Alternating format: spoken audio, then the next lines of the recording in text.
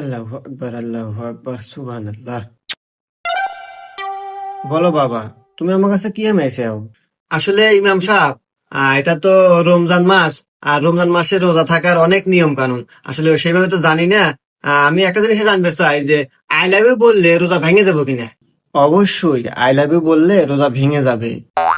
কি কন ইমাম সাহেব, আই লাভ ইউ করলে রোজা ভেঙে যাবো? আমি না কত মৌলবিকার কাছ থেকে, কত মুসল্লির কাছ থেকে শুনছি যে আই লাভ ইউ, কইছে যে আই লাভ ইউ কলি চুমা খালি রোজা ভেঙে যায় না। আর আপনি কথা চান আই লাভ ইউ করলে রোজা ভেঙে যায়, কি বলে?